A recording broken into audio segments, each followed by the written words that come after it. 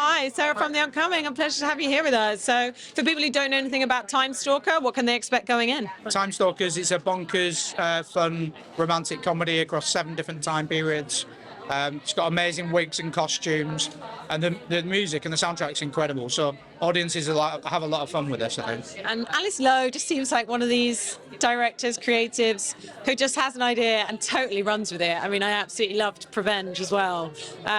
What's so brilliant about working with her, and particularly on this project? Well, I've worked with Alice. I shot Prevenge, and I've done many commercials and music videos with her. But I've been doing this 20 years. She's the best director I've ever worked with. She, hands down, has the best taste of any director I've ever worked with, and that sets her apart from everybody else.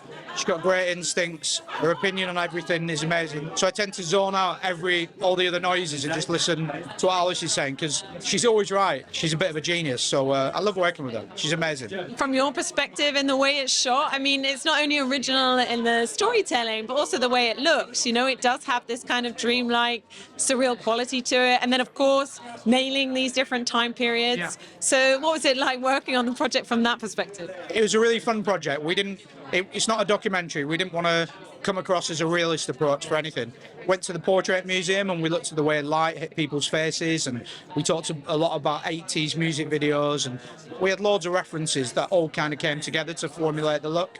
We used a lot of soft filters, a lot of soft lenses, but just keeping track of the different time periods, so we could change the look very subtly for each time period.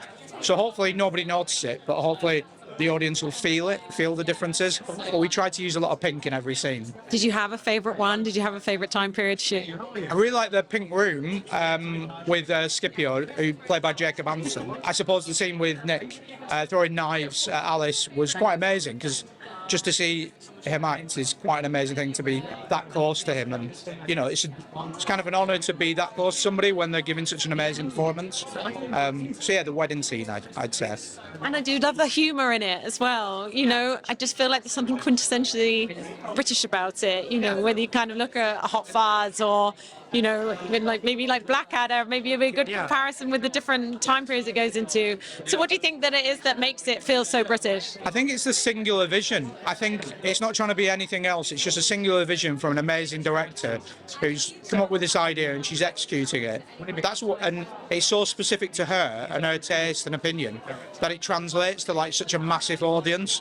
I think it feels original. It feels inspired. It's hilarious. It's absolutely. I've seen it a million times, and you start to notice funnier bits every time you watch it. It's really funny, but it's really deep as well, and it's got a lot of layers. You have to really pay attention, and it treats its audiences very intelligent. Yeah, so intelligent audiences will get a lot from it. Yeah. And in terms of those takeaways, you know, you can look at it as, you know, the pure entertainment, as a rom-com, but you know, is it also as much about the creative process? You know, that obsession, that slightly self-destructive sort of zone you can get in when you're really dedicated to one thing or achieving one thing.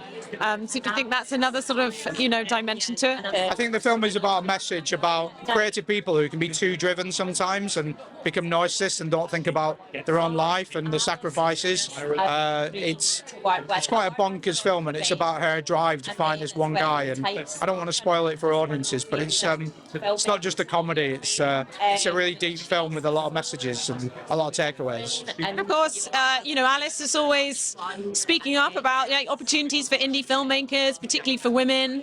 And of course, she's paving the way with her work. But do you think there's still a lot of progress to be made on that front? Of course there is. Yeah, I think we're progressing. We're just becoming a bit more open about the things we need to do, like working with different crew members and different spaces, and just having it accessible to everybody. It shouldn't be we choose this person or that person, or shoot here or not there. It's just about it being accessible for everybody, especially like socioeconomic class issues as well. You know, art should be open to everybody, not just middle class filmmakers. Yeah, because everybody's got ideas, and their voice needs to be heard on the screen as well. What's next for you? What's your next project? Well, I've just finished a TV show with Timothy Spall and Gwyneth Keyworth called Death Valley. So that's the first season. That was fun. And then I just did a feature film in 6 days with Martin Freeman, lots of other amazing cast. So those are the 2 big things I've just recently finished. Amazing. Well, thanks so much. Really enjoy the evening. Thanks for your time. Congrats on the film. Cheers. Thank you.